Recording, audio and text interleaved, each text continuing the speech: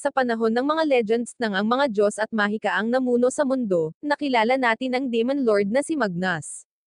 Nakatanggap siya ng ulat na bumagsak na ang ibang mga Demon Lord, at ang 6 na dakilang bayani ay lumalapit upang talunin siya. Nakita namin ang kanyang hukbo ng mga undead na nakikipaglaban sa mga tao, ngunit mayroong isang higanteng puno na tumutubo, at isa sa mga bayani ang sumakay sa itaas. Inilunsad niya ang kanyang arrow, na nahati at nalunsad sa larangan ng digmaan, na muling binuhay ang mga nasawi na sundalo. Nagpapakita ang isang dragon para sa mga tao, at sinimulan nitong kabkuban ang kastilyo. Ang mga tao ay patuloy na lumalapit, at ang higanteng puno ay nagsimulang umatake gamit ang mga ugat nito. Naghahanda si Magnus na lumabas at humarap sa kanila, ngunit ipinaalala sa kanya ng kanyang nasasakupan ang pangakong binitiwan niya sa Diyosa ng Kadiliman, kaya hindi pa ito ang oras para masawi siya. Hinalis ni Magnus ang kanyang tungkod, at nakita namin ang kanyang kastilyo na nawasak. Tinanggap niya ang pagkatalo ngunit ipinahayag na, bilang Undead King, siya ay babangon muli pagkatapos ng 1,000 taon at babawiin ang kanyang trono. Lumipas ang ilang sandali nang makita namin ang 2 babae na pumasok sa isang ruin. Nalaman namin na ang ruin ay natuklasan ng isang lindol, at sinisiyasat nila ito upang makita kung naglalaman ito ng void nest. Nakikilala natin si Cecilia, at ang kanyang assistant na si Regine habang papalapit sila sa loob pa ng ruin. Nagtataka si Regine kung talagang makakahanap sila ng anumang void, ngunit ipinaalala sa kanya ni Cecilia na ang void ay mga nilalang na gustong magpugad sa malalim na mga guho sa ilalim ng lupa. Nakikita namin silang gumagamit ng counter para tumulong sa pagdetect ng presensya ng void, at nakatagpo sila ng ilang kakaibang estatwa. Iniisip nila na ang silid ay maaaring isang uri ng mahalagang libingan, ngunit patuloy silang naggalugad. Ang kanilang mga counter ay nag-spike habang papalapit sila sa isang pinto, ngunit tila ito ay mahiwagang selyado. Sinuri ni Cecilia ang inscription, ngunit hindi niya naiintindihan ang sinasabi nito. Iniisip ni Regine na magtatagal siya upang matukoy ito, kaya nagpa siya siyang mag-explore ng mag-isa. Patuloy na sinusuri ni Cecilia ang text, ngunit nang hawakan niya ito ay biglang bumukas ang pinto para sa kanya. Lumiwanag ang silid, at isang higanteng kristal ang bumungad sa kabilang panig. Ang kanyang counter ay tumutunog, at ito ay nauwi pa sa pagkasira. Mas lalo niyang tiningnan ang kristal at napagtanto niyang may tao sa loob. Binalikan namin ang nakaraan ng matagpuan ni Magnus ang Diyosa ng Kadiliman, si Rosanna. Ipinaalala niya sa kanya ang kanilang pangako na sa 1,000 taon, isang tao na maaaring maging sisidlan ng kanyang kapangyarihan ay magpapakita, at tungkulin niyang hanapin sila. Pinakiusapan siya ni Magnus na manatili sa kanya, ngunit lumipad lang siya. Nakita namin si Cecilia na sinusubukang sirain ang kristal, ngunit ang kanyang sandata ay tila walang epekto. Nagising si Magnus sa kaguluhan, at nagtataka siya kung paano siya nakapasok sa silid dahil dapat itong selyado ng mahika. Iniisip niya kung lumipas na ba ang 1,000 taon, at gumagamit siya ng spell na nagpapahintulot sa kanya na maunawaan si Cecilia. Sa palagay niya ay isang uri siya ng magnanakaw ng libingan, kaya naghahanda siyang parusahan siya. Biglang nabasag ang kristal niya, at natangay siya. Nilapitan niya ito para parusahan, ngunit biglang natarante si Cecilia sa ginagawa ng isang bata doon.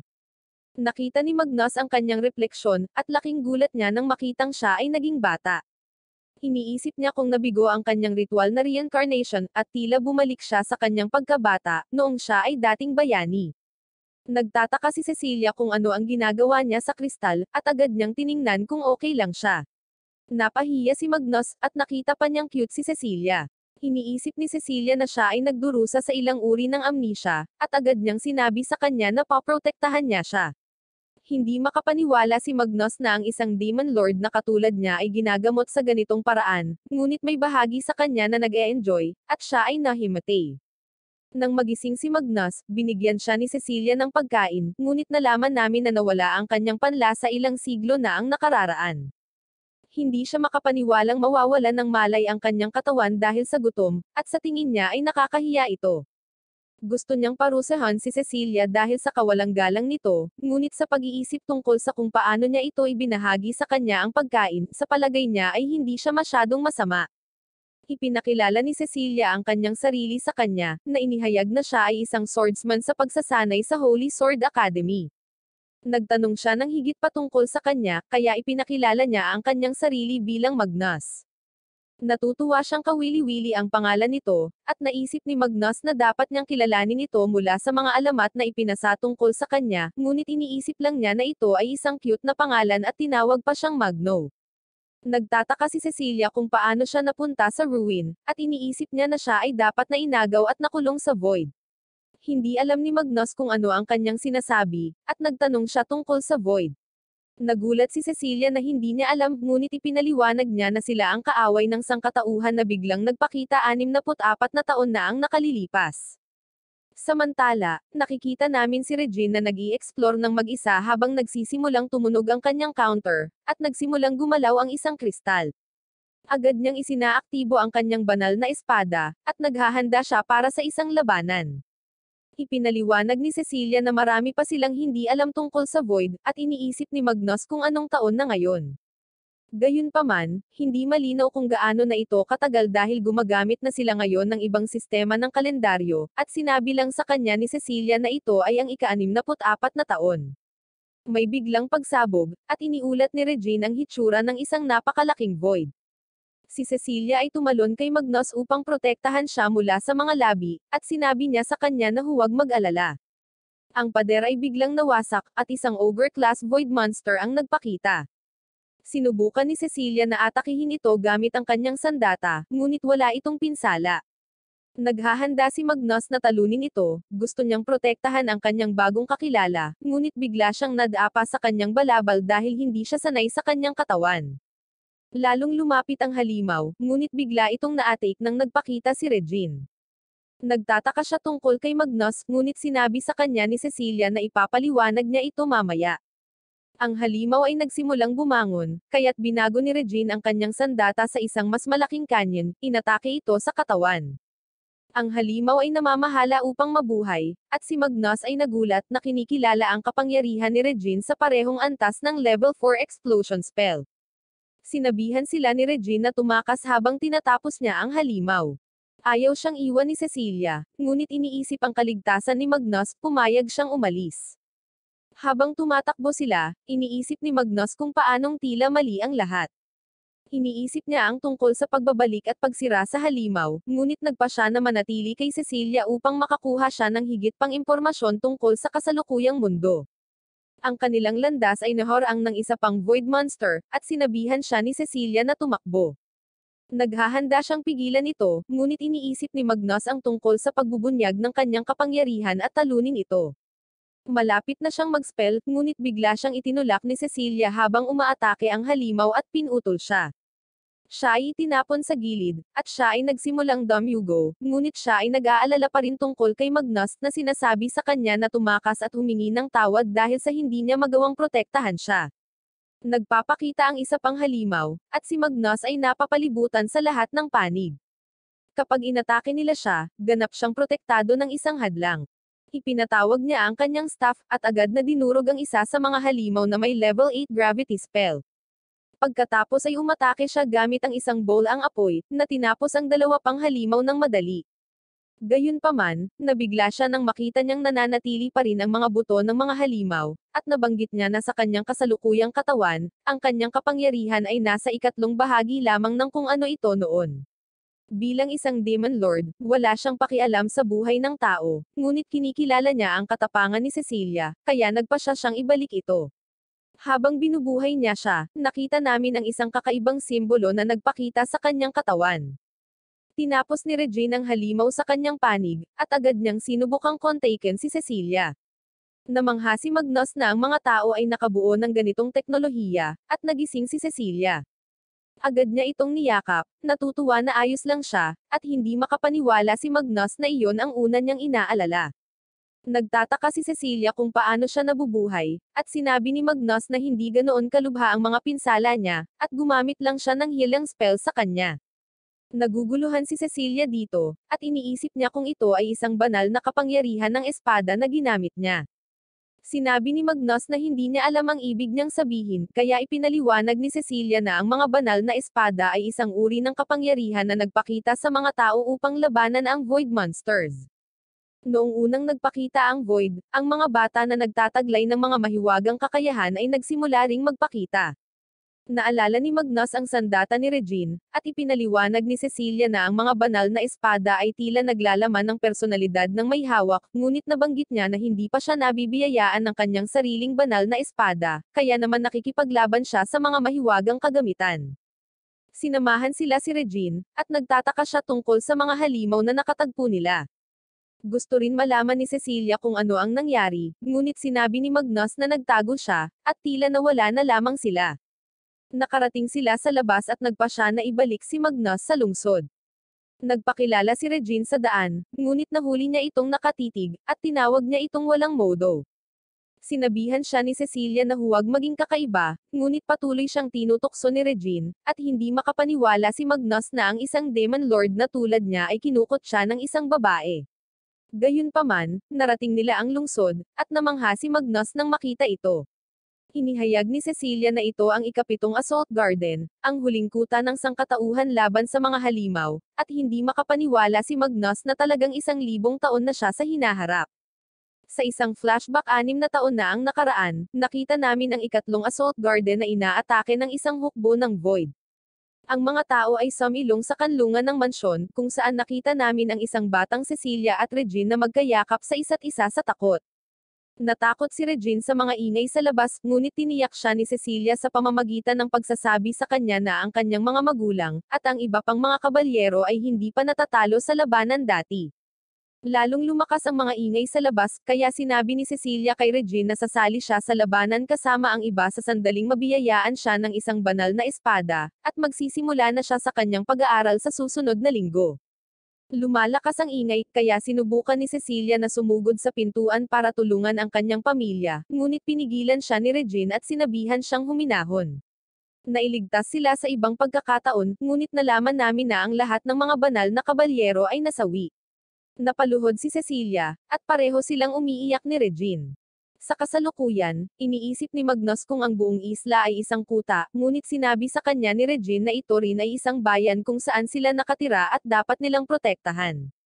Namangha si Magnus nang malaman na gumagalaw ang buong isla, at ipinaalam ni Cecilia sa kanyang mga superior na magdadala sila ng isang refugee boy sa mga dorm, at idinagdag na nagising niya ang kanyang banal na espada, na ipinapalagay ni Cecilia na ginamit niya upang gamutin ang kanyang mga sugat. Sinabi sa kanya ni Cecilia na siya ay titira sa Excalibur Academy kasama nila mula ngayon, kung saan ang mga taong may mga banal na espada ay sinanay upang maging wastong mga swordsman. Humiwalay si Regine para sa isang market trip, ngunit nanatili si Cecilia at ipinaalam kay Magnus na kailangan niyang dumaan sa isang pintuan ng pagsusuri bago pumasok. Si Magnus ay pumunta sa banyo, iniisip kung paano maaaring magkamali ang mga bagay mula sa kanyang orihinal na mga plano, at kung paano siya ngayon ay nakulong sa katawan ng isang bata. Ipinatawag niya ang kanyang mga subordinate na sina Wolfie at Cheryl mula sa kanyang mga anino, ngunit nagulat sila nang makita ang kanyang kasalukuyang anyo, na nakita siya ni Cheryl na kaibig-ibig. Sinabi niya sa kanila na nabigo ang ritual ng reincarnation, kaya bumalik siya sa kanyang dating anyo mula sa noong siya ay isang bayani. Ipinaalam sa kanila ni Magnus na sila ay nasa isang man-made mobile na isla na tinatawag na Assault Garden 7, na nag-iisip na may 6 pang isla sa paligid, at napansin nila na ang sangkatauhan ay nagbago ng husto mula sa nakaraan noong sila ang pinakamahina. Inatasan niya ang dalawa ng maingat na mag-inspeksyon sa isla nang hindi gumagamit ng anumang mga spell, habang siya ay pumapasok sa akademya at nabubuhay bilang isang tao. Sa silid ng pagsusuri, nakita niya ang mga pagsusuri na hindi niya naiintindihan at nalaman niyang kailangan niyang kontrolin ang kanyang mana. Kapag tumunog ang alarma, kinokolekta niya ang kanyang ID card sa labasan, ngunit kinuha ito ni Cecilia mula sa kanya upang kunan ito ng litrato. Nalaman namin na kailangan ni Cecilia ang kanyang ID card para i-schedule ang kanyang pagsasanay, kaya nagpasya siyang hawakan ito. Sa kanilang pagpunta sa akademya, nagulat si Magnus nang makita ang mapayapang kalikasan ng isla, at ibinunyag ni Cecilia na ito ay dahil hindi pa ito nasakop ng mga halimaw. Habang binibigyan siya ng paglilibot sa akademya, itinanong ni Magnus kung bakit kailangan ang mga pasilidad sa paglilibang tulad ng dance hall, at nagulat siya nang marinig na mas mahusay ang mga ito kaysa sa mahigpit na pagsasanay sa militar. Ipinakita ni Cecilia kay Magnus ang training ground kung saan gaganapin ang kanyang sword inquiry, ngunit biglang sumakit ang ulo niya at sinalo ang sarili habang sinasabi na dapat niyang simulan muli ang kanyang pagsasanay upang makuha ang kanyang banal na espada. Sa pagdaan nila sa mga dorm, pinigilan sila ng isang lalaki na nagngangalang Mike at ng kanyang grupo. Iniinsulto ni Mike si Cecilia at pinagtatawanan si Magnus. Nakita namin na ang mga babae ay nasa ilalim ng kontrol ng banal na espada ni Mike at inanyayahan niya si Cecilia na sumali sa kanyang grupo, ngunit tumanggi siya. Hinawakan niya si Cecilia sa kanyang buhok, ngunit nagalit si Magnus at nagspell siya na nagpaluhod sa kanyang mga kamay at lumuhad sa kanyang harapan. Binalaan niya si Mike na huwag abalahin si Cecilia, na naging dahilan upang ilabas niya ang kanyang banal na sandata, ngunit pumasok ang isang babae na nagngangalang Elisa, na nagbabantang iulat siya sa Bureau ng Administrasyon. At ubiling umalis si Mike, at nalaman namin na si Elisa ay bahagi ng platen ni Cecilia. Habang ipinakilala siya ni Cecilia kay Magnus, sinabi niya na hindi siya maaaring sumali sa kanilang ekspedisyon dahil natagalan siya upang maproseso ang kakaibang mahiwagang reaksyong ito na napansin sa isla, at sinabing titingnan pa ito ng isang investigative team. Pumunta sila sa isang lumang bahay na tinatawag na Hazard Dorm, ang dorm para sa platen ni Cecilia, at nalaman namin na ang quarters ay nakatalaga sa mga platen batay sa isang merit system. Dinala ni Cecilia si Magnus sa itaas, at tinanong niya ito kung ayos lang sa kanya na sumali sa isang pangbabaeng dorm, ngunit sinabi ni Cecilia na ito ay ayos lang dahil siya ay bata. Itinuro ni Cecilia si Magnus sa banyo para maligo, at dahil namangha si Magnus sa mainit na tubig sa shower, sumama siya sa kanya. Habang kinukuskus siya, sinabi ni Cecilia sa kanya na maaari siyang sumali sa anumang platen na pipiliin niya, ngunit sinabi niya na gusto niya kung sumali siya sa kanya. Tinanong ni Magnus kung bakit gusto niyang lumaban ng husto sa kabila ng walang banal na espada, ngunit nang magpaliwanag si Cecilia na himatay siya. Si Magnus ay nag-activate ng isang simbolo sa kanyang katawan, na nagpagising sa kanya, at umiinom siya ng dugo mula sa kanyang leeg. Siya ay nagulat sa kanyang mga aksyon, at sinabi sa kanya ni Magnus na hindi siya gumaling at na siya ay talagang nasawi. Sa isang flashback sa 2 taon sa nakaraan, nakita namin si Cecilia na nakikipaglaban sa mga robot sa pasilidad ng pagsasanay. Ginambala siya ni Mike, hinihiling sa kanya na huminto sa paglaban at sumali sa kanyang platen, ngunit siya ay itinaboy ni Regine. Sinabi niya kay Cecilia na kapag nagising ang kanyang banal na espada, madali niyang haharapin ang mga lalaking tulad ni Mike, ngunit sinabi ni Cecilia na hindi iyon ang dahilan kung bakit gusto niya ng isang banal na espada. Sa kasalukuyan, nagising si Cecilia mula sa kanyang pagtulog, at inihayag ni Magnus ang kanyang pagkakakilanlan bilang isang reincarnated na sinaunang mangkukulam, at nagumamit siya ng level 10 spell para buhayin siya, na ginawa siyang undead vampire. Ipinaliwanag na ininom niya ang kanyang dugo upang palitan ang kanyang mana. Sinabi ni Cecilia sa kanya ang tungkol sa Void Stampede sa kanyang bayan na nagpaulila sa kanya, at kung paano siya dinala ng akademya at si Regine. Inamin ni Cecilia na nakikilahok siya sa mga mapanganib na misyon upang mapabilis ang kanyang awakening, at tinanong si Magnus kung kaya pa niyang gisingin ang kanyang banal na espada bilang vampira.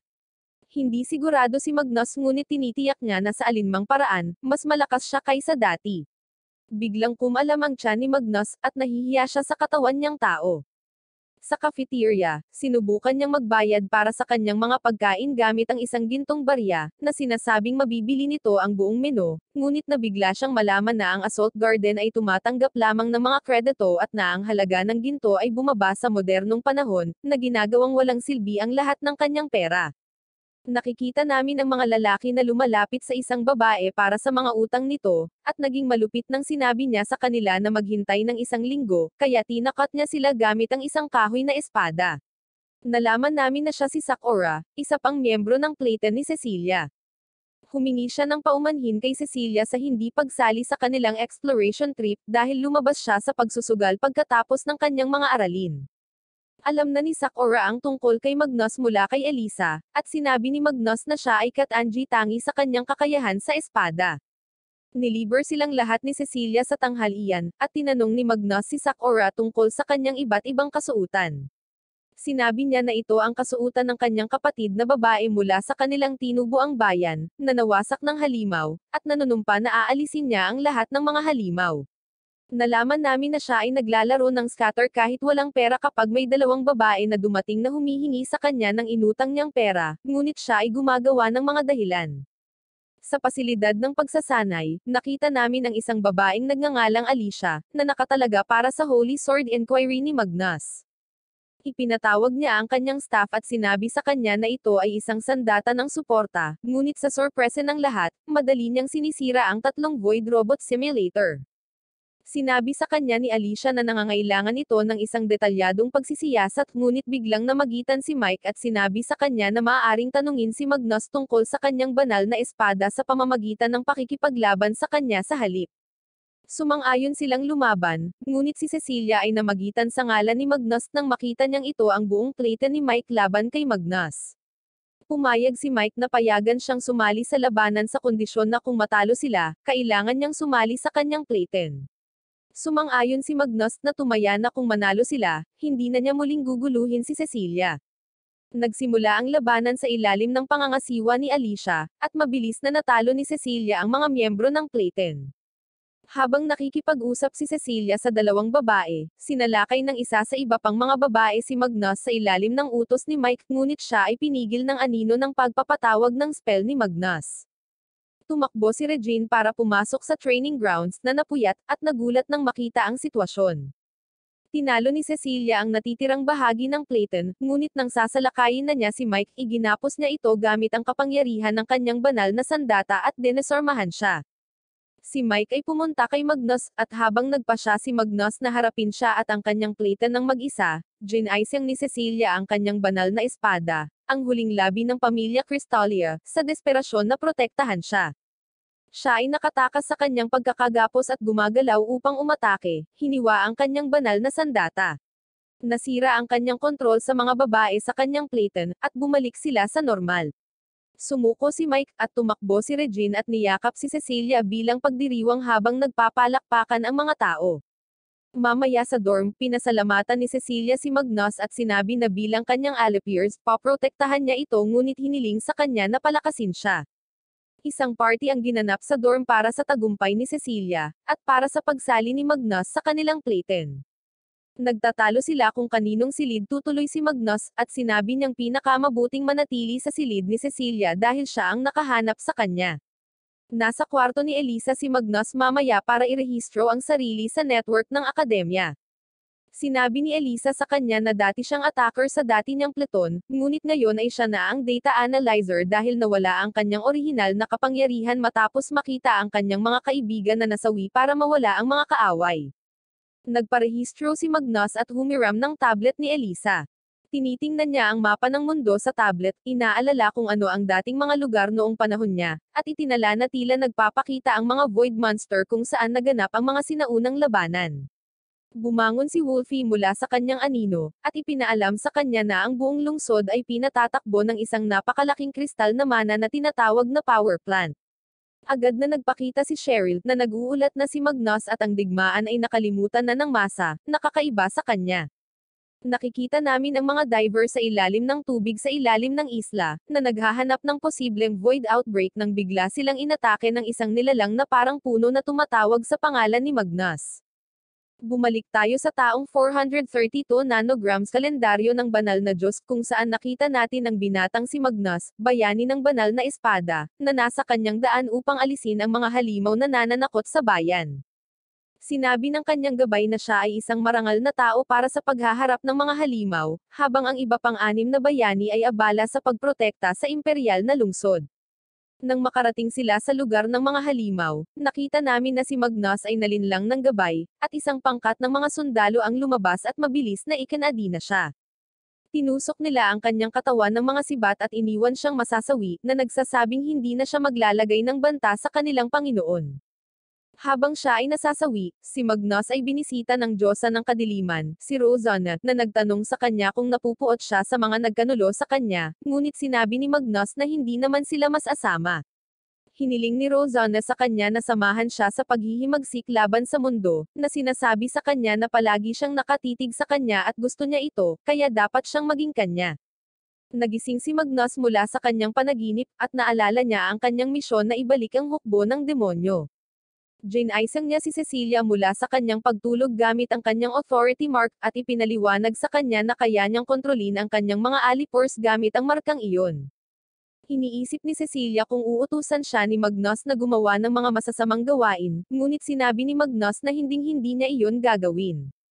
Sinabi ni Magnus na kahit na ang kanyang pagnanais sa dugo ay sumikat sa gabi, dapat niyang itanong bago inumin ang kanyang dugo. Nakatanggap si Cecilia ng tawag mula kay Elisa, na nagsabi sa kanya na may nagpatawag ng strategy meeting sa kanilang day off, at i-update niya siya kapag nakakuha siya ng higit pang impormasyon. Sinabihan ni Cecilia si Magnus na sanayin siya sa kanilang araw na walang pasok, at tinutokso siya nito, na sinasabing puno siya ng lakas pagkatapos higupin ang kanyang dugo. Sa command center, ang mga board members at ang acting director, si Castor, ay ipinaalam na ang mga komunikasyon sa Marine Pluton ay nawala. Na-detect ang void activity sa loob lang ng 3 segundo bago maputol ang signal, na hindi karaniwang maikli para sa void attack. Nagmamasid sila ng malabong mga larawan ng nilalang, at nag-iisip kung ito ay isang bagong species na kahawig ng mga puno or isang void lord. Tinalakay nila ang mga pagkakatulad sa pag-atake ng Stampede 6 na taon na ang nakakaraan, at kung paano ang mga pagpapabuti ay ginawa ng husto upang makaganti sa trahedya. Habang nag-uusap sila ng mga paraan upang malabanan ang problemang ito, nakatanggap si Castor ng tawag mula sa aktwal na commander. Ang commander ay nag-utos ng isang follow-up na investigasyon ng kaso, at si Gilbert, ang divisional commander, ay sumang-ayon na mag-assemble ng isang squadron ng mga elite Clayton para mag-imbestiga. Tiniyak ni Gilbert sa kanila na walang pinsalang darating sa isla. Sa ibang lugar sa training grounds, nakita namin na bumuti si Cecilia habang mabilis siyang humarap sa mga robot. Naghahanda si Magnus ng mas magandang hamon para sa kanya, sa pamamagitan ng pagtakip sa kanilang mga training quarter sa isang hadlang at pagpapatawag ng isang kayod ng kanyang pinakamababang ranggo na skeleton minions. Nakikita namin siyang pagod matapos talunin ang lahat ng mga kalansay. Nag-aalok si Cecilia na ilibre siya sa isang pagkain bilang pasasalamat sa pagsasanay, ngunit nag-aatubili si Magnus na kumain kasama niya muli, ngunit iba ang sinasabi ng kanyang tiyan. Nakikita namin ang isa pang reconnaissance team sa ilalim ng dagat na naghahanap ng Void Lord. Sa mga dorm, nakita ni Sakura si Wolfie na nakaupo sa labas at nakita siyang cute, kaya itinali niya ang pagkain sa kanyang leeg para mamaya. Pumasok si Regine sa silid ni Elisa na may dalang mga bagong matamis na pagkain para subukan niya, at pumasok si Sakura, na sinasabi sa kanila ang tungkol sa lobong nakita niya sa labas. Nagtataka si Regine kung bakit suot ni Elisa ang kanyang uniforme, at sinabi niya sa kanya na siya ay naka-duty para sa Recon Squad. Si Cecilia at Magnus ay gumagala sa lungsod sakay ng kanyang sasakyan, tumingin sa paligid, at muli siyang namangha sa mga nagawa ng sangkatauhan. Nakita namin na nagsimula ng magtrabaho si Cheryl sa isang kusina upang kumita ng pera para sa kanyang master, at siya ay naatasang maghiwa ng patatas ng chef, ngunit siya ay nagtatapos sa pagputol ng mga patatas kasama ang mangkok. Bilang parusa, sinabihan siyang magwalis sa labas. Akmang magsisimula na siyang magwalis, nakita niyang dumating si Cecilia kasama si Magnus at nagtago sa likod ng pinto. Kumuha si Cecilia ng mga donut para sa isang tao, at nagtataka si Cheryl kung saan sila pupunta habang umaandar sila. Nakarating sila sa isang restaurant na tinatawag na Sunny Spot, at ilang bata ang tumakbo palabas para batiin si Cecilia. Nalaman namin na sila ay mga ulila na nakatira sa restaurant at doon nagtatrabaho minsan si Cecilia.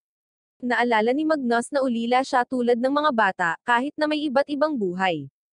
Sa loob ng establishmento, isang bata na nagngangalang Diego ang nagbiro kay Cecilia sa pamamagitan ng pagangat ng kanyang skirt, kaya sinubukan siya ni Magnus na dakpin, ngunit pinatahimik siya ni Cecilia. Kasama nila ang may-ari, si Miss Fresca, at ipinakilala ni Cecilia si Magnus sa kanya. Sinabihan sila ni Cecilia na pumili ng mga donut at gulay para sa kanila, at magluluto siya ng hapunan ngayong gabi. Napagtanto ni Magnus na ito ang lugar na gustong protektahan ni Cecilia, at pinag-iisipan kung mayroon na ba siyang lugar na protektahan tulad niya. Napansin ni Elisa ang mga vibrations sa ilalim ng lungsod sa radar, at si Sakura ay nakakaramdam ng hindi mapakali. Sa administrative quarters sa ilalim ng lungsod, sinusuri ng mga empleyado ang imbakan ng pagkain at nabigla silang makita na ang mga ugat ng puno ay sumalakay sa silid. Bumalik tayo sa taong 428 nanograms kalendaryo ng banal na Diyos nang ang mga halimaw ay sumalakay sa isang napapadere na lungsod, at sa mga pader ng lungsod ay nakatayo ang tatlong bayani, kabilang ang 12 taong gulang na si Magnus na nanonood sa paparating na panganib. Iginiit ni Teresa na hindi sila makapaghintay para sa iba pang mga bayani, at ang pinakamatanda sa kanila, si Eric, ay nagpasya na wakasan ang mga halimaw kasama ang lahat. Gumagawa siya ng isang spell na magsusunog sa lahat ng nabubuhay na bagay sa lungsod, at inutusan si Teresa na buhayin ang mga tao pagkatapos. Binunot ni Magnus ang kanyang espada, pinutol ang spell ni Eric, at sinabi ni Magnus ang kanyang pagkaayaw sa planong tapusin at buhayin ang lahat. Tumalon siya sa mga halimaw, pinaslang silang lahat, at ang mga mamamayan ay natuwa at nag-cheer para sa kanya. Ngunit sinabi ni Eric na balang araw ay huhukayin ni Magnus ang kanyang sariling libingan gamit ang kapangyarihan niyang iyon. Sa pagbabalik sa kasalukuyan, nakikita natin ang control room kung saan ipinaalam sa kanila na ang specimen sa ilalim ng tubig ay nawala. Sinabi ni Castor na dapat ay isang void ito upang mawala ng ganoon. Iminumungkahi ni Gilbert na maaaring nagkristal ito, at binibigyang diin ang pangangailangan para sa pag-aalis bago ito muling mahayag. Ipinabatid sa kanila na ang isang holy sword mula sa ika-18 Platon ang gustong ibahagi sa kanila ang resulta ng kanyang investigasyon. Sa una, ang tagapayo ng militar ay hindi interesado sa pagdinig mula sa isang mag-aaral, ngunit sa lalong madaling panahon ay nagbago ang kanilang isip kapag nabanggit na siya ay kabilang sa kaakibat na pamilya. Nagpapakita si Elisa sa screen at nagsimulang ibunyag ang data na nakalap niya, na hinuhusgahan na may nakapasok na void sa ilalim ng hardin, na nagdulot ng mga pagkaantala sa mobile network. Lahat sila ay hindi naniniwala sa kanyang paghahayag, ngunit ang mga operator sa control room ay sumusuporta sa kanyang pagtatasa, na nagsasabi na ang mga kakaibang tunog ay naiulat sa Block 59 at na ang void ay tila gumagalaw. Iminumungkahi ni Elisa na ang infiltratang void ay posibleng nagtatago sa mga paggalaw nito upang tumagos ng mas malalim sa lungsod. Nagtatalo sila na ang isang void ay hindi maaaring magkaroon ng ganoong katalinuhan, ngunit isa pang ulat mula sa Departamento ng Mapagkukunan ay nagpapakita ng pagkakaroon ng bagay na tulad ng ugat na mga halaman sa isang kamalig. Nakita namin si Regine na sinusubukang tawagan si Cecilia, ngunit hindi niya ito makontak, kaya nagpadala si Elisa ng drone sa bahay ng Sunny Spot kung saan kasama ni na Cecilia at Magnus ang mga bata. May mga sundalong humaharap sa void sa bodega, ngunit ito ay nakatakas na iniiwan ang lahat na naguguluhan. Inaalerto sila ni Elisa na ang void ay gumagalaw patungo sa planta ng kuryente sa kahabaan ng linya ng kuryente. Kung umabot ito sa planta, maaari itong sumipsip ng maraming enerhiya at magdulot ng stampede. Ang void ay umabot sa planta ng kuryente at lumalaban sa mga sistema ng seguridad. Kasabay nito, idineklara ni Castor na ang planta ay magiging fortress mode, at hinihimok ang paglikas ng mga mamamayan sa mga evacuation shelters. Sa huli, ang void ay umabot sa mana crystal sa loob ng planta, na nagpatawag ng stampede, at ang mga halimaw ay nagsimulang bumuhos mula sa langit. Sa control room, ang mga paghahanda ay ginawa para sa isang matagal na labanan dahil kailangan nilang magtiis ng hindi bababa sa 3 araw, hanggang sa dumating ang mga reinforcement mula sa kabisera. Naiintindihan ni na Magnus at Cecilia ang sitwasyon, at inutusan niya si Cheryl na protektahan ang mga kaibigan ni Cecilia habang sinusubukang ilikas ang mga bata. Lumapit ang mga lumilipad na halimaw, at sinamahan ni Magnus si Cecilia habang naghahanda siyang lumaban. Walang kahirap-hirap niyang hinihiwa ang dalawa sa kanila habang mabilis niyang sinusunog ang iba. 3 overclass void ang biglang nagpakita kung saan nakaistasyon ang iba pang Platen. Madaling tinapos sila ni Sakura isa-isa, at hinaharap ni Regine ang iba gamit ang kanyang-kanyan. Matagumpay nilang naalis ang lahat ng kalapit na halimaw, ngunit tense kapag nakita nila ang isang Hydra-class void monster sa hindi kalayuan sa kanilang posisyon, at isang Dragon-class void ay nagpapakita din mula sa langit. Tinutuya ni Magnus kung paanong maging ang makapangyarihang mga dragon ay naging void, at nagpas siyang tatapusin ito mismo. Sinabi niya kay Cecilia na protektahan siya habang nag-spell siya ng isang malakas na spell, at inaatake ang dragon gamit ang level 10 spell, ngunit nakakagulat na buhay pa ito nang bumagsak ito malapit sa kanya.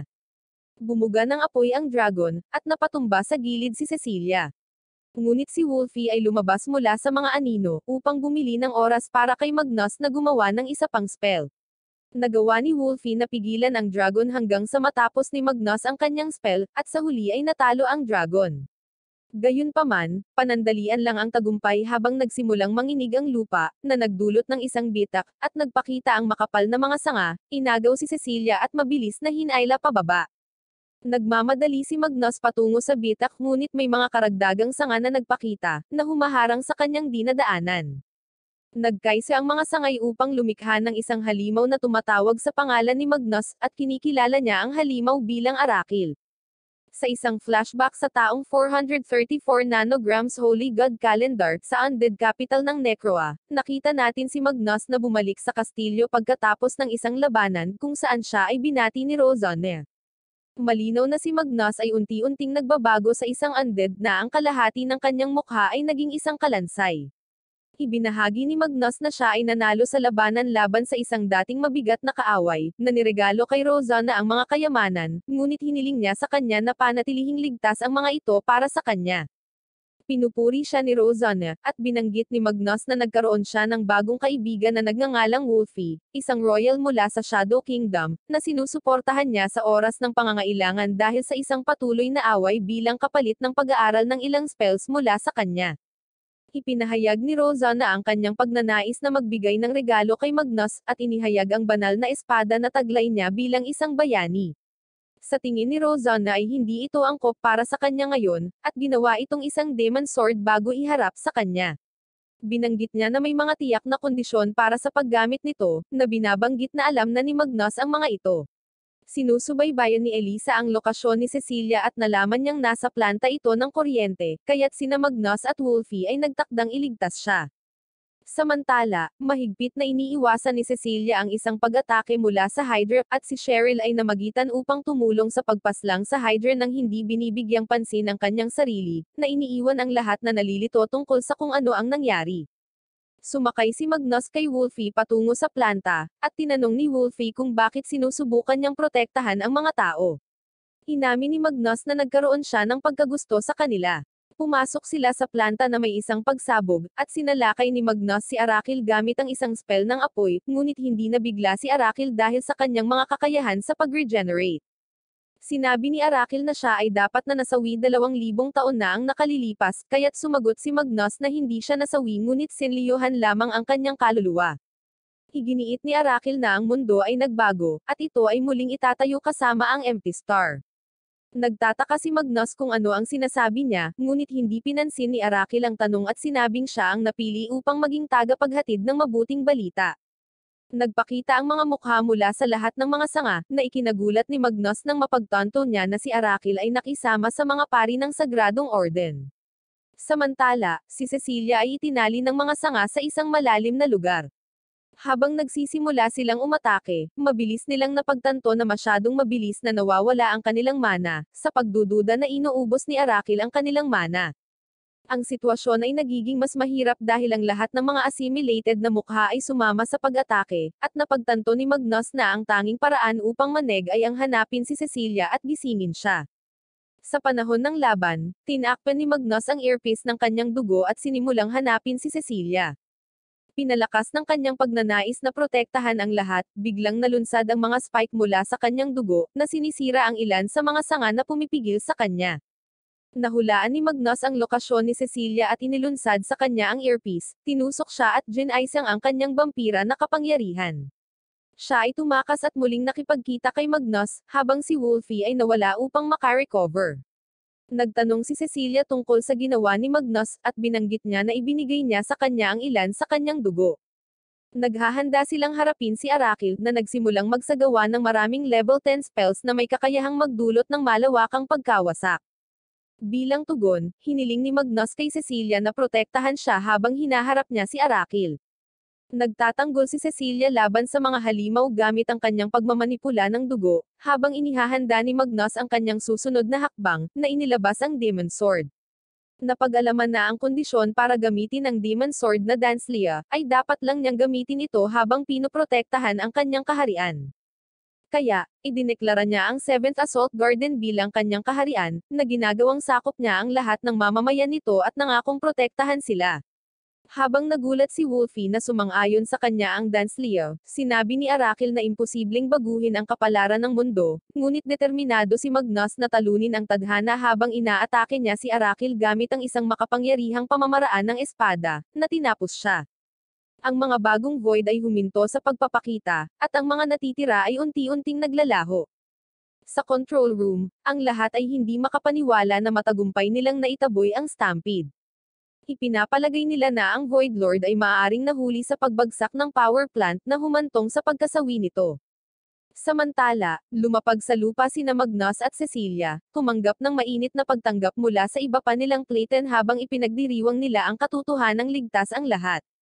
Bumalik sa dorm, nakahiga si Magnus sa kanyang kama habang nagdadala si Cecilia ng mga sandwich, at medalyang ginawa ng mga bata mula sa bahay ng Sunny Spot. Nag-aalinlangan siyang humiling ng dugo nito, at inaalok sa kanya ni Magnus ang daliri nito. Gayunpaman, ang iba pang mga miyembro ay pumasok sa silid, kaya sinubukan niyang magpaliwanag ngunit walang sino man ang kumbinsido. Pagkatapos ng pag-atake sa 7th Assault Garden, ginagawa ang mga pagsasaayos sa lungsod, at ang pinagmumulan ng mana supply ng lungsod ay pansamantalang pinapalitan sa mga solar panel na nagko-convert ng sun rays sa mana dahil sa pinsala sa power plant. Sinubukan ni Magnus na pumasok sa vault na hinimok ng pagnanais na matuto ng higit patungkol sa lupain na idineklara niya bilang kanyang kaharian. Gayunpaman, hindi siya pinapasok, at ipinaalam sa kanya ng artipisyal na espirito sa tarangkahan na kailangan muna niyang kumuha ng pahintulot mula sa Administrasyong Bureau. Lumapit sa kanya si Regine mula sa likuran at tinutokso siya. Tinanong niya kung bakit siya naruroon, at nagsisinungaling si Magnus na sinasabing dumating siya upang pag-aralan ang mga sinaunang wika upang mabasa ang mga inscription sa mga dingding ng mga ruins kung saan siya natagpuan. Tinutulungan siya ni Regine sa pamamagitan ng pagkakaroon ng access sa vault sa pamamagitan lamang ng pagtingin dito. Pagdating sa loob ng vault, tinanong ni Magnus kung paano niya ito pinamahalaan, at itinuring niya ito bilang isang magic trick, na hinihimok siyang ilihim ito. Sabay-sabay silang nakatanggap ng mensahe mula sa Administration Bureau, na nag-iimbita sa kanila at sa iba pang Clayton sa isang commendation ceremony na pinangunahan ng Imperial Princess Alteria sa Hyperion. Iminumungkahi ni Magnus na tumuloy si Regine sa daungan, at sasali siya pagkatapos ng kanyang pananaliksik ngunit nagpa siya si Regine huwag pumunta sa seremonya. Sa Conservation Ward, isang grupo ng mga demi-human na pinamumunuan ng isang itim na leon na nagngangalang Boston, ay nagbabalak na salakayin ang seremonya at dukotang ang prinsesa. Ang kanilang intensyon ay gamitin siya para mapalaya ang kanilang mga kapatid na nakakulong sa kabisera. Gayunpaman, ang kanilang mga plano ay naantala ni Shira, ang mangkukulam ng Everdark Forest, na nagmumungkahi ng ibang paraan, ang pagbibigay sa kanila ng mga demonyong espada upang sila ay makipaglaban sa pantay na termino sa banal na Escrimador. Iminungkahi niyang ay hijack ang barko, na nagmumungkahi na kunin nila ang prinsesa na bihag. Bukod pa rito, hiniling niya sa kanila na iligtas ang ilan sa mga buhay ng mga swordsman para sa mga layunin ng pagsasakripisyo, at sumang-ayon ang grupo. Bumalik sa daungan, nakita namin ang prinsesa na kumakaway sa masa mula sa barko, at si Regine ay nakatingin sa kanya mula sa malayo. Nakipagkita si Magnus sa iba pang Clayton at binigyan si Cecilia ng keychain na binili niya para sa kanya, na pinahahalagahan niya. Sa kanilang pagpunta sa barko, sila ay hinarang ni Francesca, isang kababata ni Cecilia, na nainis sa kanya sa pamamagitan ng pagtawag sa kanyang Clayton na tamad, at parehong nagsimulang mag-away bago pinaghiwalay ni Elisa. Ngunit binabati niya si Cecilia sa paggising niya sa kanyang banal na espada habang siya ay umalis.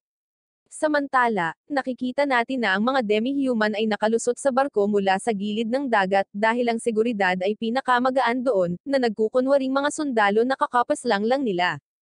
Sa kubyerta, ang iba pang miyembro ng Clayton ay nagsasaya sa kanilang oras na magkasama, habang binabasa ni Magnus ang impormasyon mula sa vault at napagtanto na ang kasaysayan ay sadyang binura ng isang tao. Nagpapakita si Cheryl sa kanyang harapan, ibinunyag ang lahat ng impormasyong nakalap niya tungkol sa barko. Ipinahayag ni Magnus ang kanyang pagpapahalaga at binigyan siya ng pagkain bilang isang regalo, ngunit nag-iwan ito ng pagkadismaya. Nilapitan ni Cecilia si Magnus at hinikayat itong sumama sa kanya para sa isang aralin sa paglangoy, ngunit sa panahon ng aralin, nagsisisi siyang sumang-ayon sa kanya dahil nahihirapan si Magnus na mag-concentrate, nag-ambala sa kanyang swimsuit. Samantala, ang prinsesa ay papunta na upang magpahayag ng isang talumpati kasama ang ilang mga gwardya, ngunit sila ay tinambangan at pinaslang ng mga demi-humans na nagbabalat kayo, na nakakuha ng prinsesa habang ang kanyang alaga ay namamahala upang makatakas. Ang deck ay kinuha din ng mga demi-humans. Inilabas nila ang kanilang mga demon swords, ngunit nang sasalakayin sila ni Francesca, nagbanta silang aatakihin ang mga sibilyan, kaya wala silang pagpipilian kundi sumunod. Ginagamit ng isang matandang elf na mga demi-human ang kanyang apple detonation bomb para mabantayan sila, habang kinukuha ang kanilang mga gamit. Idineklara nila na ang pag-hijack ay upang makipag-ayos sa isang kalakalan sa gobyerno. Nang tanungin ng tagapayo ng militar na si Baloy ang kanilang mga intensyon, naiinis ang isang beastman sa mga panunuya ni Francesca at sinabi na pinagkalooban sila ng kanilang bagong kapangyarihan ng Diyosa. Ibinulong ni Magnus kay Cecilia na maghiwalay habang pupunta siya upang iligtas ang prinsesa, tahimik na naglaho sa lupa kasama ang kanyang anino. Sa control room, ang prinsesa, sa ilalim ng pagkabihag ni Shira, ay nag-activate ng makina gamit ang kanyang elemental powers bilang kapalit ng ligtas na daanan para sa mga sibilyan. Inutusan siya ni Boston na tumulak sa kabisera, ngunit napansin niya ang isang void na pugad sa kanilang landas. Nalaman namin na ang tunay na intensyon ni Shira ay isakripisyo ang mga banal na swordsman na may bahid ng void miasmo, kaya sinubukan ni Boston na pigilan siya ngunit nilamon siya ng apoy na lumalabas mula sa kanyang demonyong espada. Binyantaan ni Shira ang kanyang alipin na susundan siya maliban kung gusto niyang magdusa ng parehong kapalaran. Dumating si Regine sa daungan, at nalilito nang makita ang barko na sinusubukang maglayag. Nahanap siya ng alaga ng prinsesa at humingi ng tulong kay Regine. Gamit ang alagang hayop, mabilis na tumalon si Regine sakay ng escaping vessel at natagpuan ang isang nawawalang Magnus sa mga corridors. Nakakagulat na nalaman namin na ang prinsesa ay nakababatang kapatid na babae ni Regine. Habang humihingi siya ng tulong kay Magnus, nalaman nating ipinanganak si Regine bilang ika-4 na anak ng hari, ngunit nahatulan ng kasawian dahil sa pagsilang sa parehong gabi nang sumikat ang isang calamity star sa kalangitan. Dahil inisip ng kaharian na ito ay isang masamang palatandaan, ang duke ay nagsumamo sa hari at iniligtas ang kanyang buhay sa ilalim ng isang pagkukunwari. Siya ay pinagkatiwala sa pamilya ng isa sa mga anak ng duke, at lumaki siyang magkasama bilang katulong ni Cecilia. Inihayag ni Regine ang kanyang tunay na pagkakakilanlan kay Magnus. Sinabi niya sa kanya na pumunta siya sa daungan upang obserbahan ang kanyang kapatid ngunit nakilala ang kanyang pinagmulang espiritu, ang kanyang alagang hayop na parang fox. Sinabi sa kanya ni Magnus na ang prinsesa ay dinukot ng isang grupo ng mga demi-human na sumakop sa barko, at nagpa siya silang iligtas siya. Sa panig ni Cecilia, hiniling ni Elisa sa kanya na magdulot ng distraction para maijam niya ang detonator gamit ang drone na itinago niya sa chandelier. Gumagamit si Cecilia ng tinidor sa malapit para tusukin ang kanyang daliri, at gamitin ang kanyang vampire powers. Dumating sina Magnus at Regine sa control room, ngunit nagulat sila nang makitang wala itong laman na nakalock ang auto-steering ng barko. Iminumungkahi ni Magnus na tawagan ang prinsesa gamit ang kanyang royalty powers, ngunit nag-aatubili si Regine na ibunyag ang kanyang pagkakakilanlan. Nakipagtalo si Magnus na mas mahalaga ang kaligtasan ng prinsesa. Nakipag-ugnayan siya sa prinsesa gamit ang alagang hayop ngunit hindi niya inihayag ang kanyang pagkakakilanlan. Sinabi ng prinsesa kay Regine ang kanyang lokasyon at binigyan siya ng access code na humihiling sa kanya na pigilan ang barko mula sa pagbangga sa Void Reef. Ipinagkatiwala sa kanya ni Magnus ang pagpapahinto sa barko, habang pupunta siya upang iligtas ang prinsesa. Sa silid ng bihag, pinalaya ng mga babae ang kanilang sarili at inaatake ang mga hijacker. Hinijam ni Elisa ang signal ng pampasabog gamit ang kanyang drone, habang sinira ni Cecilia ang detonator gamit ang kanyang dugo. Inaalis nila ang kanilang mga tali at hinarap sa mga hijacker at pinalaya ang mga hostage, ngunit nagulat sila nang tumingin sila sa labas at nalaman na ang barko ay nasa gitna ng Void Reef. Habang ang Merman-class voids ay tumalon sa barko, ang mga babae ay naghahanda sa kanilang sarili. Nagsimula ang labanan, at haharapin nila ang mga halimaw habang ang mga sibilyan ay lumikas. Nakipag-ugnayan si Magnus kay Cecilia, sinabihan siyang i-back up si Regine sa control room at gamitin ang susi na ibinigay nito sa kanya. Sinabi niya na haharapin niya ang Void Monster, habang nakikita niya sa malayo na ang prinsesa ay malapit nang dalhin sa isang sasakyang panghimpapawid. Iniligtas ni Cecilia si Regine nang mapaligiran siya ng mga void na halimaw, habang ang iba pang mga babae ay humaharap sa isang brain-eating monster, na ilang beses na mas malakas kaysa sa merman voids. Ngunit pinipilit ni Sakura na harapin ito ng mag-isa. Sa pag-alis ng mga babae sa silid kasama ang mga sibilyan, nakita naming ginagamit ni Sakura ang kanyang demon sword para harapin ang brain-eating monster. Pagkatapos maabot ang core ng barko, na-access ni Regine ang barko gamit ang code na Star Calamity. Natutuwa si Regine na malaman na naalala siya ng prinsesa sa paraang iniikot niya ang landas ng barko. Itinatali ni Magnus ang sasakyang panghimpapawid gamit ang kanyang anino nang malapit na itong umalis sa barko, at inatake ang void na nakapalibot dito habang ipinagmamalaki ang pagpaparusa sa mga kaaway ng kanyang kaharian bilang ang Demon Lord. Napapaligiran sina Francesca at Elisa ng mga void nang iligtas sila ni Cheryl sa isang iglap nang hindi napapansin ang sarili, na ikanalito ng karamihan. Isang pagod na Sakura ang nakikita namin sa kabilang kwarto tapusin ang brain-eating monster. Sa pagharap sa isa't isa, ipinahayag ni Magnus na siya ang Demon Lord kay Shirek ngunit hindi siya naniniwala sa kanya. Madali niyang napigilan ang kanyang mga spells, at binigkis siya ng kanyang mahika. Tinanong siya ni Magnus, at ibinunyag niya na ang kanyang layunin ay mag-alok ng mga demonyong espada na nilikha ng masasamang banal na swordsman sa Diyosa. Tinanong ni Magnus ang pangalan ng Diyosa, ngunit nang malapit na niyang ibunyag ito, siya ay ipinako ng Zoro Sword, isang maalamat na espada na kilala sa pagpaslang sa mga Demon Lord. Nalaman namin na ang blade ay ipinakita sa isang Void Lord sa kasalukuyang panahon, kaya't si Magnus ay naglagay ng isang antas ng 8 apoy na spell dito, ngunit ang talem ay sumisipsip nito. Inaatake nito si Magnus gamit ang teleportation, at nakikita namin siyang nagpupumilit laban dito. Habang pinapanood siya ni Regine sa pamamagitan ng isang camera, inactivate niya ang mga sandata ng barko, na nagsimulang umatake sa Void Lord at sa mga kalaban sa malapit. Habang umaatake, naglulunsad si Regine ng missile sa Void Lord, at nagawa nitong makayanan ang ilang pinsala. Ang isa pang missile ay inilunsad, ngunit ito ay nahati sa hangin. Inihayag si Cecilia sa loob na sumali sa pakikipaglaban kay Magnus. Hiniling ni Magnus sa kanya na pigilan ang mga normal na voids, habang naghahanda siyang gamitin ang kanyang demon sword. Gamit ang isang lihim na pamamaraan ng espada, inaatake ni Magnus ang Void Lord gamit ang isang slash na nag-aalis ng malaking pagsabog ng enerhiya sa kanyang barko at inaalis ang maalamat na talem.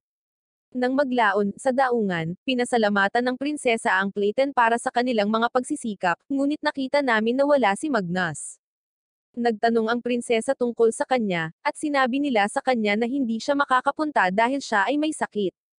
Nang tanungin ang tungkol sa espiritong medium na tumulong sa insidente, sinabi nila sa prinsesa na hindi siya makakapunta, ngunit pinapasabi ni Regine sa kanya na laging mag-ingat na nagpapasaya sa kanya. Pagod na pagod si Magnus, masakit ang buong katawan. Dinalaw siya ni Regine na may dalang pagkain, pinasalamatan siya sa muling pagsasama niya sa prinsesa, at binigyan siya ng kiss. Nakita namin ang isang grupo ng mga sundalo na tumutudyos sa mga demi-human habang nagtatago sila sa ilalim ng lupa, ngunit nahanap sila ng mga sundalo, na sinasabi sa kanila na sila ay nasa ilalim ng pag-aresto. Ngunit ang mga sundalo ay biglang naging bato nang nagpakita ang isang kakaibang lalaki gamit ang isang spell, na pinipilit silang yumukod sa kanya. Ipinakilala niya ang kanyang sarili bilang ang Demon Lord, at ipinaliwanag niya na ang mga sundalo ay malapit nang bumalik sa normal, na nangangako na bibigyan sila ng isang lugar ng kanlungan kung sila ay manunumpa ng katapatan sa kanya. Kaya, pumayag silang sumali sa kanyang layunin, at tinawag niya silang Devil Wolves habang gumagawa siya ng underground labyrinth na sinasabi sa kanila na hindi ito makikita ng mga sundalo, kaya magagamit nila ito para makatakas. Nakatanggap siya ng tawag, at napagtanto niyang may naghahanap sa kanya, kaya umalis siya. Nakikita natin si Cecilia nang makita niya ang mga uwak na nakapalibot sa dorm, at alam niyang naaakit sila sa mga vampira. Iniisip niya na maaaring may magagawa si Magnus tungkol dito, kaya sinimulan niya itong hanapin. Ngunit sa kanyang pagpasok sa kanyang silid, nakita niya si Cheryl na naglilinis na naging sanhi ng kanyang pagkalito. Pero biglang nawala si Cheryl kaya naiisip niya na may nakikita lang siya. Tinatawagan niya ito, sinasabi sa kanya na hinahanap niya siya, ngunit ibinaba niya ang tawag, at nagpa siya siyang maligo. Samantala, bumalik ang Demon Lord sa kanyang silid, at inalis niya ang kanyang maskara, na inihayag na siya talaga si Magnus. Nalaman namin na pinaplano niyang muling itayo ang kanyang hukbo ng demonyo, kaya kinuha niya ang mga demi-human, sa pag-aakalang maglilingkod sila sa kanya ng maayos. Pumasok siya sa kwarto ni Cecilia, at nakita niyang nagbibihis ito, kaya agad siyang humingi ng tawad. Ngunit nakita sila ni Regine, iniisip na ginagambala niya sila. Sa hapagkainan, binanggit ni Regine ang tsismis na ang kanilang dorm ay minumulto, na sinasabi ng mga tao ang tungkol sa isang itim na lobo at isang multo na babae. Iniisip ni Cecilia na nakilala niya ang multo, sinabing nakakita siya ng isang babae na naglilinis ng silid ni Magnus, ngunit sinabi ni Magnus sa kanya na nag-i-imagine lang siya ng mga bagay-bagay, alam niyang si Cheryl ang tinutukoy niya. Nagtataka si Cecilia kung saan siya nagpunta, kaya sinabi niya sa kanya na naghahanda siya para sa laban ngayon, na nagsasabing ayaw niya itong pabayaan. Ibinunyag ni Regine na lalaban sila sa Playton ni Francesca, alam nilang magiging mahirap ito, ngunit determinado si Cecilia na manalo. Magsisimula ang laban, at nagawang sirain ni Cecilia ang bandila ng kalaban. Naramdaman ni Elisa ang mga umaatake na papalapit na sinasabi kay Regine kung saan sila hahanapin, at pinapaputukan niya sila sa malayo. Si Sakura ay nag-iisang sumusugod, sinusubukang gumawa ng diversion habang sinisira ni Cecilia ang mga bandila ng kalaban, ngunit nakatagpo niya ang Frost Wolves, at kinagat siya ng isa sa kanila, na naging sanhi ng kanyang pagbagsak. Nagpakita si Francesca na nagsasabi na nakikita niya ang kanilang plano, kaya ginawa niyang habulin ni Sakura ang kanyang mga lobo habang tina-target ng kanyang mga umaatake ang kanilang mga bandila. Sa palagay niya ay mananalo ang kanyang Playton pagkatapos niyang talunin si Cecilia, kaya naghanda siya para sa labanan, sinabihan ang kanyang kasama na harapin si Magnus. Sinusugod niya si Cecilia, pinamamahala ang itulak siya pabalik, at ipinatawag niya ang kanyang mga lobo, gamit ang mga ito upang pigilan si Cecilia.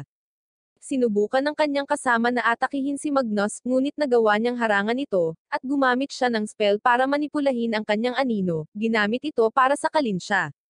Nagtagumpay si Cecilia na makalaya, at sinunggaban niya si Francesca, at nagtagumpay na madaig siya. Nakilala ni Magnus ang lakas ni Cecilia, sa pag-aakalang nakatadhana siyang maging kanang kamay niya, at sila ang nanalo sa laban.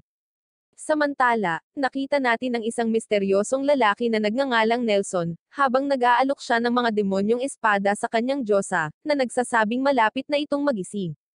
Nagpapakita ang isang assault garden, at sa control room, nakikita ng lahat ang isang larawan nito habang kinikilala ito ni Cecilia bilang kanyang bayan, ang ikatlong assault garden, na nawala sa teritoryo ng Void 6 na taon na ang nakakaraan.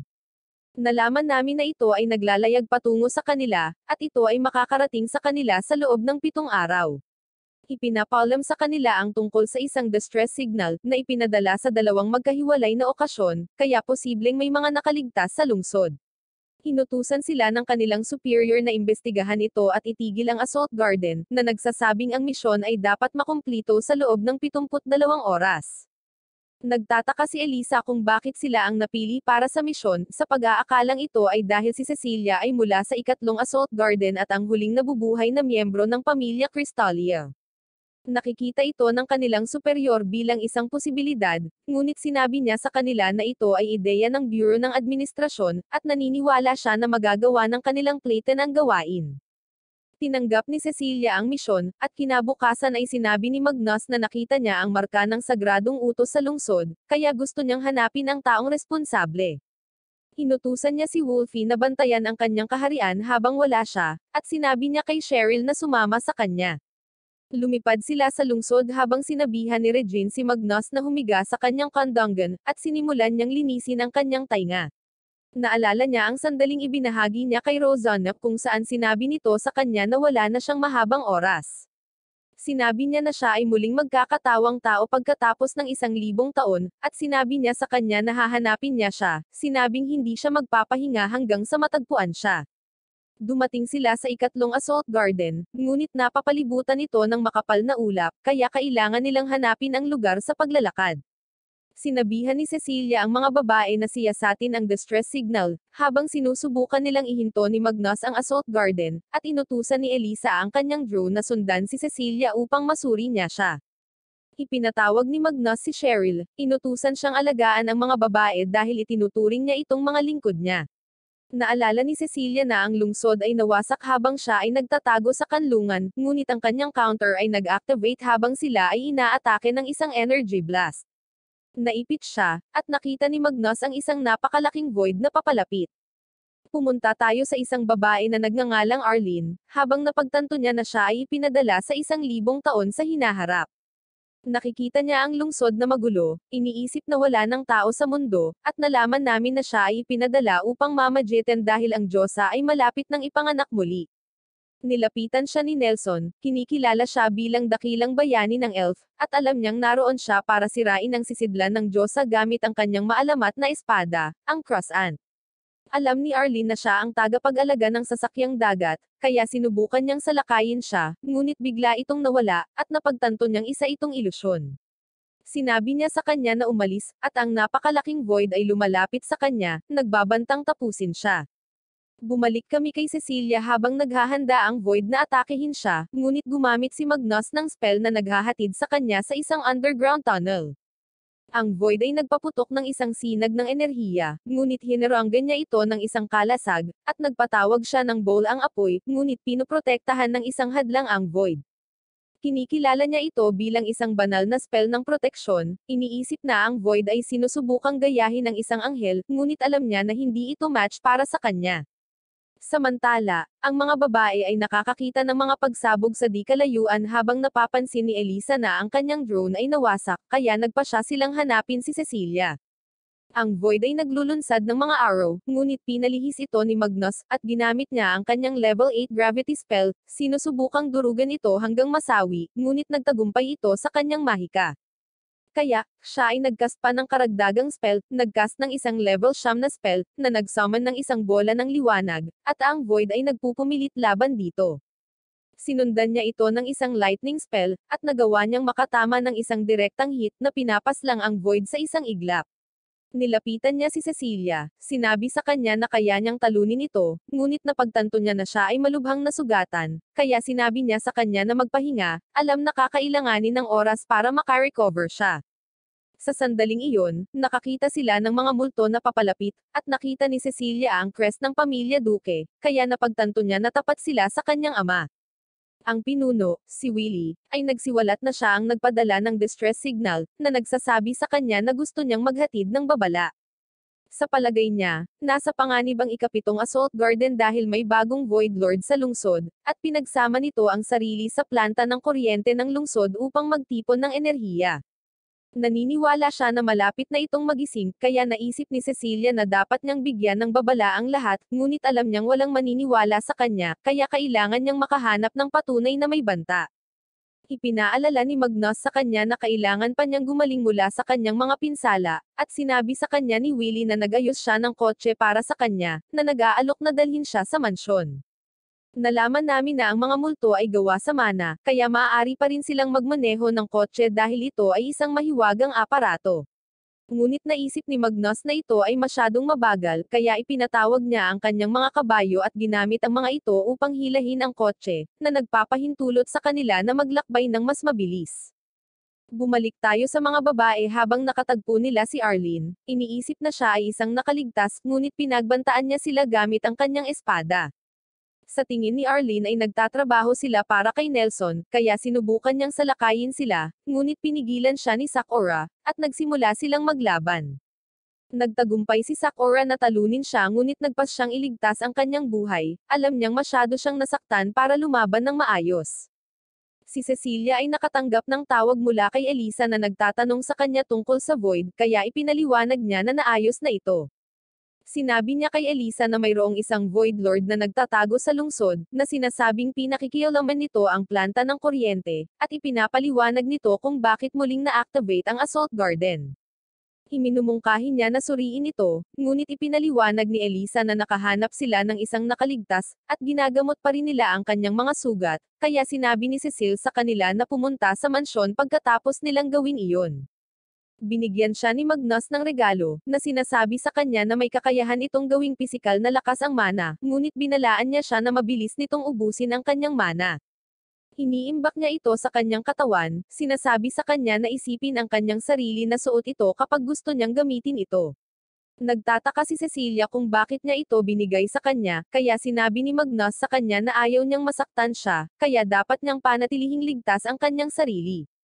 At binibigyan niya siya ng mga keychain, na sinasabi sa kanya na nagdudulot ito ng magandang kapalaran. Ginagamot ng mga babae ang mga sugat ni Arlene, at ipinaliwanag niya na nasaktan siya habang nakikipaglaban sa Void. Nagtataka si Arlene kung ano ang ginagawa nila doon, kaya ipinaliwanag ni Elisa na nawasak ang lungsod 6 na taon na ang nakakaraan, at ipinadala sila upang imbestigahan kung paano muling na-activate ang Assault Garden. Si Elisa ay nagtanong sa kanya ng parehong tanong, kaya't ipinahayag niya na siya ay nasa isang misyon upang talunin ang Diyosa, at siya ay aalis na, ngunit narinig ng lahat ang kanyang tiyan na kumukulo, kaya't si Sakura ay nagbigay sa kanya ng pagkain habang sinasabi sa kanya ni Elisa na ito ay kanilang tungkulin na protektahan siya. Nakikita natin si Nelson habang naghahanda siya para sa muling pagkabuhay ng Diyosa, ngunit isang void ang lumapit sa kanya, na nagsasabi sa kanya na ang kanyang anghel ay pinaslang. Sa palagay niya ay natalo ito ng isang tao, at nahihirapan siyang paniwalaan ito, sa pag-aakalang sino man ang gumawa nito ay isang banta, kaya nagpa siya siyang makialam. Dumating si Cecilia sa mansyon, at pumasok siya sa silid-aklatan nang maalala niya na doon nag-uukol ang kanyang ama. Gumagamit ang mga multo ng mahika, na nagpapahintulot sa kanya na makita ang silid-aklatan bago ito nawasak. Naalala niya na nagkwento sa kanya ang kanyang ama tungkol sa isang masamang demon lord na nagpagalit sa Diyos, kaya nagpadala siya ng isang bayani upang harapin siya. Sinabi sa kanya ng kanyang ama na sa wakas ay natalo ang demon lord, ngunit hindi siya sigurado kung iyon ang tunay na pagtatapos ng kwento. Sinira ni Nelson ang kanyang sandali, at iniisip ni Cecilia kung nakaligtas ba siya, ngunit tinanggap niya ito bilang isang insulto, at inatake niya siya, pinatumba siya. Sa isang flashback, nakita namin si Cecilia habang sinasabi ng kanyang ama na lumikas sa shelter. Sinabi niya sa kanyang ama na sumama sa kanya, ngunit ipinaliwanag niya na kailangan niyang manatili at lumaban, na nagpapaalala sa kanya tungkol sa tungkulin ng kanilang pamilya na protektahan ang mga tao sa lungsod. Ngunit sinabi niya sa kanya na kailangan niyang lumikas dahil hindi pa rin niya nagising ang kanyang banal na espada. Ipinaalala niya sa kanya ang tungkol sa kwento ng Demon Lord, na nagsasabi na siya ay tunay na masama, ngunit babalik siya sa kanilang pinakadesperadong oras upang talunin ang mga voids para sa sangkatauhan. Sa kasalukuyan, naisip ni Nelson na sumobra siya gamit ang isang antas ng 3 spell, ngunit nang maalis ang alikabok, nakita niya ang mga skeleton warriors, na nagtataka kung sino ang tumawag sa kanila. Sinabi nila sa kanya na paprotektahan nila siya, at sa palagay niya ay siya ang kanilang Panginoon, naghahanda na pawiin sila gamit ang isang antas na 6 na spell. Ngunit sa sandaling iyon, dumating si Magnus, naghagis ng apoy, na nagpapalayo sa kanya. Nagtanong si Cecilia tungkol sa mga kalansay, kaya sinabi sa kanya ni Magnus na ipinatawag sila gamit ang mga keychain na ibinigay sa kanya. Nagtagumpay si Nelson na itaboy ang spell, na sinabi kay Magnus na hindi siya ordinaryong tao, kaya hindi ito sapat na malakas para tapusin siya. Nagpatawag siya ng isang fire blast, ngunit nag-counter-attack si Magnus ng isang ice spell, at nagawa niyang talunin si Nelson. Nagulat siya sa maaring gawin ni Magnus, nagtataka kung sino siya, at nagpatuloy siya sa pagtatanong kay Nelson. Ngunit sa sandaling iyon, nagsimulang manginig ang lupa, at tumawa si Nelson, alam na nagising na ang Diyosa. Iniisip niya na hindi na siya kailangan, kaya tumakas siya sa isang portal, sinabi kay Magnus na malapit nang magwakas ang mundo. Naalala ni Magnus na nakita niya si Nelson sa kanyang nakaraang buhay, at nagsilbi siya bilang retainer ng Lord of the Underworld. Iniisip ni Magnus kung ano ang ginagawa niya doon, sa pag-aakalang maaaring si Rosa na ang Diyosa. Ang marka ng Sacred Order ay nagpapakita sa pagpapakita ng Diyosa, at ipinahayag ni Willie na siya ang Void Lord na binanggit niya. Pinalibutan siya ng mga anghel, at nakita ni Magnus ang kanyang mukha, na pagtanto na siya ay nilikha gamit ang mga labi ng maalamat na bayani. Pinapanood ni Regine ang kaganapan, ipinapalam sa lahat ang tungkol sa Diyosa. Kaya, ginagamit ni Elisa ang kanyang drone para i-activate ang barko at maglunsad ng distress signal, na humihiling ng mga reinforcement. Hinatake ng mga anghel ang Pluton habang napapansin ni Elisa na imposibleng umatras sila, kaya hindi sila mabubuhay maliban kung matatalo nila ang Diyosa. Ipinaliwanag niya na gagamitin niya ang kanyang drone upang maghanap ng sasakyan upang maisara nila ang distansya at ma-atake ang Diyosa. Ang bawat tao ay nakikipaglaban sa mga anghel, sinisira ang kanilang mga katawan, ngunit sila ay agad na muling nabuo. Kaya, naglunsad si Elisa ng isang pag-scan, at inihayag niya na ang ulo ay ang kanilang mahinang lugar. Kaya, lahat ay naglalayon para sa ulo, na nagpapahintulot sa kanila na talunin ang mga anghel. Naaalala ni Magnus na ang Diyosa ay may kapangyarihan upang ibalik ang buhay, na nagpapaliwanag kung bakit ang mga anghel ay maaaring muling buuin muli. Habang ang labanan ay nagpapatuloy, napansin ni Magnus na ang Diyosa ay papalapit sa kanila, at si Elisa ay nakahanap ng ilang sasakyan. Kaya, sinabi niya sa iba na i-cover siya habang ina-activate niya ito. Si Magnus ay umatake gamit ang kanyang apoy, sinisira ang maraming anghel, habang sinasabi niya na maaari nilang talunin ang Diyosa, ngunit mayroong hindi mabilang na mga anghel na nakapaligid sa kanya. Kaya, kakailanganin niyang atakihin siya ng husto. Gumagamit siya ng level 10 magic, na nagpapatawag ng napakalaking bola ng liwanag, na nagsusunog sa katawan nito habang tuluyan na siyang nilalamon nito. Ngunit siya ay agad na muling bumangon, at naghahanda siyang gumawa ng isang spell. Kaya, naglalagay ng harang si Magnus. Nagsimula siyang magpaulan ng apoy, tinakpan ang lugar sa apoy, habang pinagmamasdan ni Arlene mula sa malayo, alam niyang gumamit ang Diyosa ng level 11 spell na tinatawag na Nemesis, na may kakayahang magdulot ng malawakang pagkawasak. Nagagawa itong harangan ni Magnus, ngunit nakita niya ang isang pulutong ng mga anghel na papalapit. Kaya, sinabi niya kay Cecilia na protektahan siya habang inaatake niya ang Diyosa. Ginagamit niya ang kanyang dugo upang lumikha ng mga pakpak, at ginagamit niya ito upang talunin ang mga anghel habang tinutulungan siya ng mga skeleton warriors. Sinugod ni Magnus ang Diyosa, at naghanda siyang tapusin ito gamit ang Danslayer sword. Ngunit habang sinusubukan niyang ihatid ang huling atake, umalangaw ang espada nang marinig niya ang boses ni Rosanna.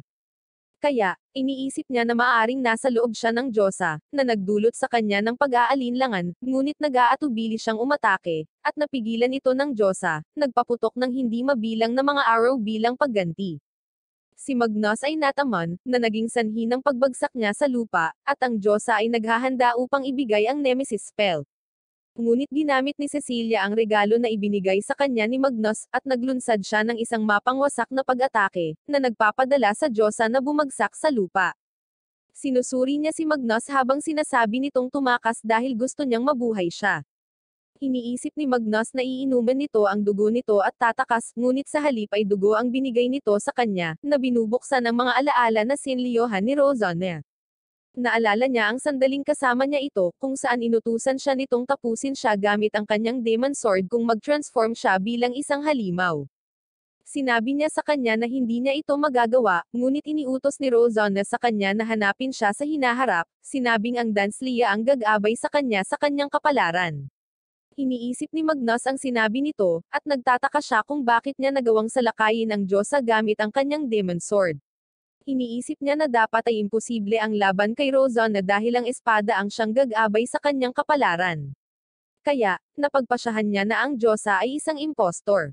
Naka-recover si Magnus, at pinunit ni Cecilia ang kanyang damit, binigyan siya ng maliit na bahagi nito, na ginagamit niya upang isara ang kanyang sugat. Sinabi ni Magnus sa kanya na matatalo niya ang Diyosa, inutusan itong i-back up siya habang napapansin niya na mayroon pa siyang sapat na mana para ipamalas ang kanyang sukdulang kasanayan. Sinabihan siya ni Willie na gamitin ang mga multo bilang mapagkukunan ng enerhiya, at nalaman namin na ang mga kaluluwa ng mga mamamayan ay nasa lungsod pa rin dahil ang impluwensya ng Diyosa ay pumipigil sa kanila na umalis. Ipinaliwanag niya na gusto nila ng eksaktong paghihiganti, kaya, pumayag si Magnus na gamitin ang mga ito, at sinimulan niyang i-cast ang kanyang spell, na lumilikha ng bola ng enerhiya na sumisipsip ng kapangyarihan ng mga kaluluwa. Nais ni Willie na sumali sa kanila, ngunit ipinahayag ni Magnus na mayroon siyang iba pang mga plano, habang nagpapatawag siya ng mga kalansay, at pinahintulutan niya ang grupo ni Willie na angkinin ang mga ito, na sinasabi sa kanila na protektahan siya habang China-charge niya ang kanyang spell. Ginagamit ni Cecilia ang kanyang dugo upang lumikha ng mga sandata para sa kanila, at pinamunuan niya sila sa labanan. Samantala, pinaandar ni Elisa ang mga sasakyan, at aalis na sila, ngunit sinabi ni Arlene sa kanila na gusto niyang labanan ang Diyosa. Pinaalalahanan siya ni Regine na nasugatan siya, ngunit isang anghel ang lumapit, at pinaslang niya ito sa isang hit. Ipinaliwanag niya na nilikha ang Cross Ant upang tapusin ang mga Demon Lord, at alam ni Sakura na handa niyang ipagsapalaran ang lahat para magawa ang kanyang misyon. Kaya, pumayag si Elisa na sumama siya. Bumalik kami kay Cecilia habang inaalis ng mga skeleton ang lahat ng lumalaban para protektahan si Magnus, habang tinitipon niya ang kapangyarihan ng mga kaluluwa, ngunit napagtanto niya na magtatagal ito. Isang anghel ang sumugod kay Cecilia, na naging dahilan upang matambush siya, at sinasabi ng mga kalansay na huwag siyang magpabear, sinasabing ang kanyang kapangyarihan ay kahanga-hanga, ngunit hindi siya dapat umasa dito sa panahon ng labanan. Ipinaliwanag ni Cecilia na ang kanyang damit ay nagdudulot ng pinsala sa kanyang katawan, ngunit determinado siyang protektahan si Magnus. Kaya, ayaw niyang umatras. Lumalawak ang bola ng enerhiya habang patuloy na tinitipon ni Magnus ang mga kaluluwa, ngunit naghahanda ang Diyosa na gamitin ang kanyang nemesis spell, at alam niyang kailangan niya ng mas maraming oras para makumplito ang kanyang mahika. Sinabi ni Magnus sa lahat na umatras habang ang Diyosa ay umatake ng maraming apoy, sinusunog ang lahat sa lugar, ngunit nakikita namin na lahat ay nakakatakas habang patuloy niyang China charge ang kanyang spell. Ang mga babae ay sumakay sa mga motorbikes, ngunit nakita nila ang mga anghel na hinahabol sila. Kaya, ipinatawag ni Regine ang kanyang sandata, gamit ito para atakihin sila. Nakita nila ang Diyosa sa malayo, at pinapanatili ni Arlene ang kanyang lakas. Napagtanto nila na ang kalsada ay nawasak, kaya't pinapagana nila ang kanilang mga thruster, na nagpapahintulot sa kanila na tumalon sa gap. Ngunit nagpakita ang isang napakalaking anghel, at naghahanda itong atakihin sila gamit ang isang energy blast. Ngunit bigla itong hinayla, at bumagsak ito sa isang gusali, na ikinasawi nito sa isang iglap. Nalaman namin na pinrotektahan sila ni Cheryl, iniisip na ang anghel ay maaaring maging isang karapat-dapat na kalaban. Ngunit siya ay nadismaya sa kung gaano ito kaina, napagtanto na siya ay nalulupig. Samantala, natapos na ni Magnus ang kanyang spell, ngunit napagtanto niya na ang Diyosa ay naghahanda upang sirain ang lahat. Kaya, sinisipsip niya ang enerhiya sa Danslia. Nagbuhat ang Diyosa ng isang gusali, at ibinato niya ito kay Magnus. Ngunit hiniwa ito ni Cecilia sa kalahati at sinira ito. Inilabas niya ang buong kapangyarihan ng Danslia, ngunit nakakita siya ng isang hadlang na nagpo-protekta sa Diyosa, napagtanto na ito ay isang mataas na antas ng protection spell. Ngunit sa sandaling iyon, ang mga babae ay lumapit sa Diyosa, at naghanda si Arlene na hampasin siya gamit ang kanyang cross-ant weapon. Sinusugod nila siya habang isinasalakay ni na Regine at Sakura ang lahat ng mayroon sila, ngunit wala itong pinsala. Inilabas ni Arlene ang kanyang sukdulang kasanayan, tumagos sa hadlang at nasugatan ang Diyosa. Ngunit ang mga babae ay bumagsak sa lupa, at sila ay nawalan ng malay. Nakita ni Magnus ang kanyang pagkakataon habang ginagamit ng Diyosa ang boses ni Rosanna. Ngunit alam niyang peke siya, kaya inatake niya ito ng buong lakas na nagpakawalan ng napakalaking pagsabog ng enerhiya, na ganap na sumisira sa kanyang katawan. Sa pagkatalo ng Diyosa, sa wakas ay makapagpahinga na sa kapayapaan si Willie at ang kanyang mga tauhan. Pero sinabi nila sa kanya na nagpapasalamat sila dahil napagsilbihan nila siya sa mga huling sandali nila.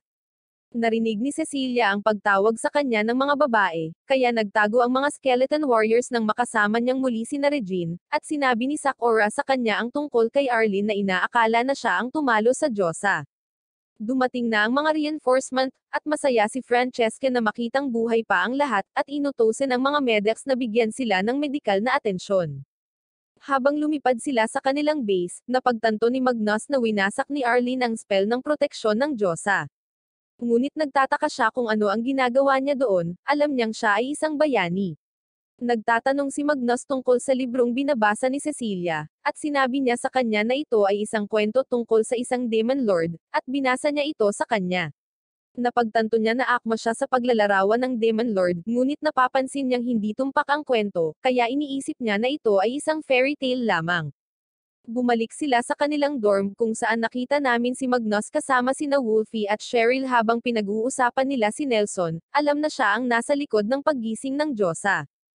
Kaya, iniisip nila na dapat siyang harapin. Sinabihan ni Cheryl si Magnus na mag-ingat kay Arlene, sa pag-aakalang ang layunin niya ay tapusin siya. Nagkamalay si Arlene, napagtantong hindi pa rin siya naglalaho.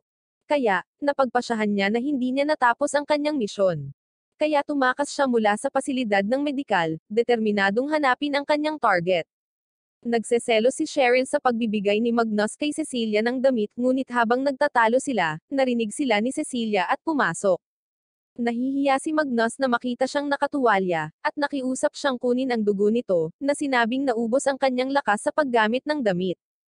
Kaya nag-aatubili siyang sumang-ayon, at tumalon ito sa kanya. Nakita namin si Magnus na iniisip si Rosanna, determinadong ipagpatuloy ang paghahanap sa kanya.